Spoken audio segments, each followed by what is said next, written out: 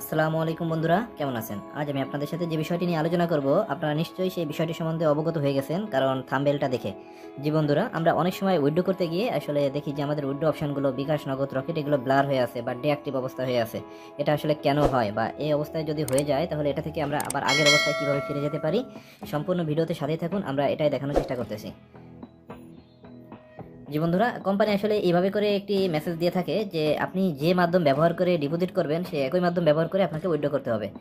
So আপনি যদি বিকাশ ব্যবহার করে ডিপোজিট করেন তাহলে উইথড্রটা আপনাকে বিকাশ ব্যবহার করেই করতে হবে। কিন্তু যদি এমন হয় যে আপনি বিকাশ ব্যবহার করে ডিপোজিট করছেন, নগদ, রকেট বা অন্য কিছু উইথড্র করতেছেন, সেক্ষেত্রে এরকম সমস্যাটা হতে পারে। সবসময় হবে এমনটা না, তবে হতে পারে। তবে যদি এমন হয় যে আপনি একজন লোকাল এজেন্টের কাছ থেকে ডিপোজিট করে আপনি বিকাশ, নগদ, রকেট এগুলো ব্যবহার করে উইথড্র করতে যাচ্ছেন, এটা আপনি কখনোই করতে পারবেন না। সেক্ষেত্রে এই সমস্যাটা হওয়ার সম্ভাবনা অনেক বেশি। যে বন্ধুরা, যদি আপনার এরকম সমস্যা হয়েই যায় তাহলে আপনি এর সমাধানটা কিভাবে করবেন? আমি আসলে এরকম সমস্যায় পড়ার পরে আমার একটা আইডিতে আমি কোম্পানির সাথে যোগাযোগ করি, তারা আমাকে যে ইনস্ট্রাকশনটা দেয় আমি এখন আপনাদের সেটাই দেখানোর চেষ্টা করতেছি।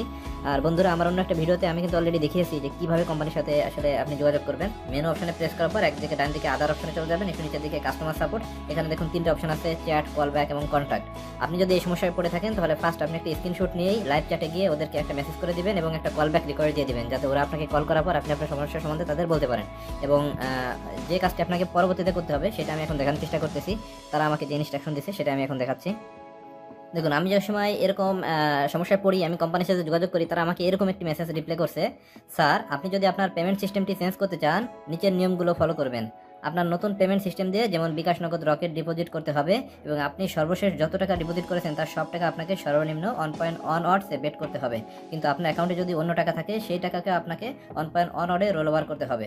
সর্বশেষ যে পেমেন্ট দিয়ে আপনি ডিপোজিট করেছেন আপনাকে সেই সিস্টেম ব্যবহার করে উইথড্রটি করতে হবে।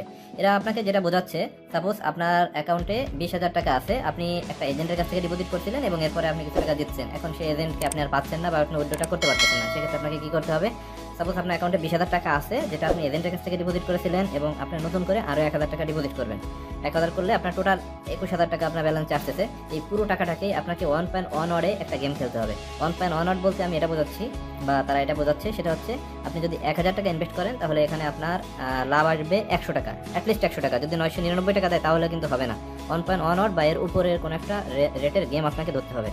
সুতরাং পুরো টাকাটা, এরা কিন্তু প্রথমে বলছে যে টাকাটা ডিপোজিট করছেন সেই টাকা দিয়েও একটা গেম করতে হবে এবং আপনার ব্যালেন্সে যে টাকা ছিল সেই টাকা দিয়েও এরকম একটা গেম রোল ওভার করতে হবে। মানে আপনার পুরো টাকাটা দিয়েই একটা গেম খেলতে হবে, যে গেমের রেট আছে 1.10। এটা করার পরে আপনি লাস্ট যে 1,000 টাকা ডিপোজিট করেছিলেন বিকাশ বা নগদ ব্যবহার করে, ওই সেম মাধ্যম ব্যবহার করে আপনি একটা উইথড্র রিকোয়ারি দেবেন।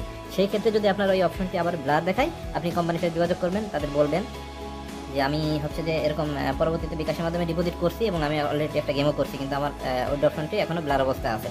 সেক্ষেত্রে আপনাকে ওরা এটা ঠিক করে দেবে। মেলবেট অ্যাপসে যে কোনো ধরনের সমস্যা এবং সমাধান সংক্রান্ত ভিডিও পেতে